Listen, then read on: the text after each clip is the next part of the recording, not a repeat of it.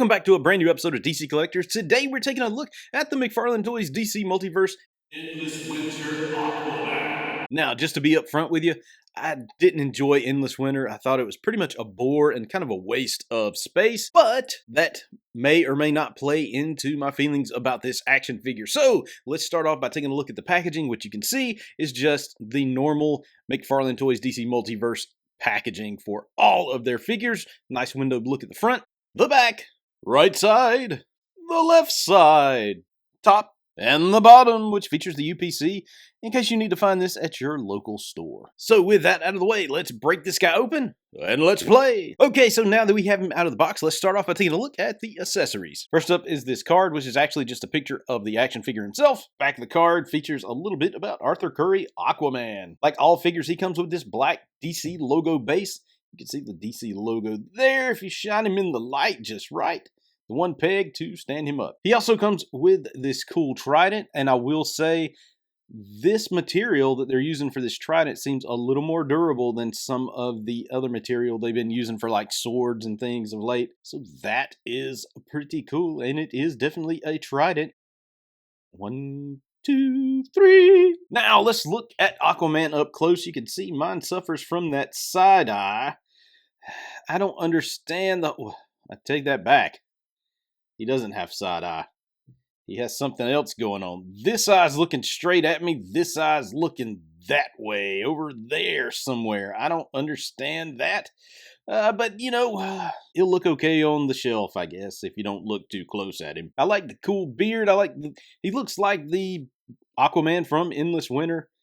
Just a really nice sculpt there. I'm digging what they did with the beard. Loving that. Loving the hair on this guy. Loving the... what is that? It's not really chainmail. It's whatever scaly looking stuff is on Aquaman's shirt. So I like it. I like it a lot. And I think that they did a good job with the sculpt on that, just getting the detail in there on that guy. The wrist joints don't bug me as bad as some. So that's pretty cool. They're sort of hidden away as best they could.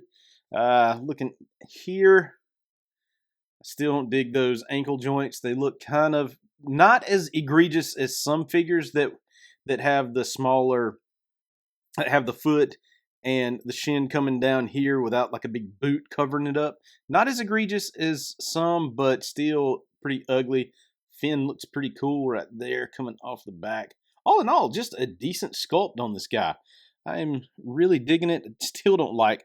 I understand why they use the panties or the underwear piece here is to cover up all the articulation there, so, because you don't want to see that. But it's still it's kind of diapery looking to me, and I don't really care for it. So let's take a look at the articulation on this guy. His head, he can, he's on a ball joint, so he has some pretty decent movement.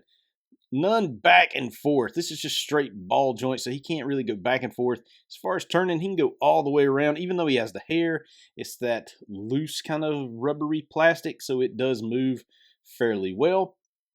At the arms, he does have this butterfly type joint, although it doesn't move very much at all. Of course, he can rotate all the way around there. And of course, he has bicep swivel. He has the double jointed elbows, which cool. His wrists have that round joint there that allow him to turn all the way around and do some other funky stuff there. So that's pretty neat. He can turn here at the waist or at the stomach area. Of course, he can turn all the way around at the waist there.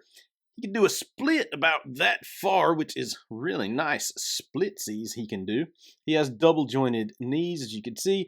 And of course, he has the patented McFarlane ankle joint thingy there that can do some crazy stuff. And he has toe bends, which, again, not a big fan of any of that. Overall, just a really nice Aquaman figure. So let's see if we can get Aquaman's hand holding this.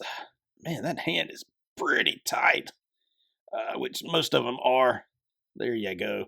Now he is Aquaman, Arthur Curry. Yeah!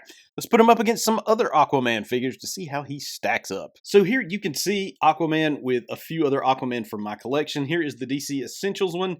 Here is the Super Friends from the DC Universe Classics line. Here is Spin Masters Aquaman, Superpowers Aquaman, and Little Bitty Lego Mini Aquaman.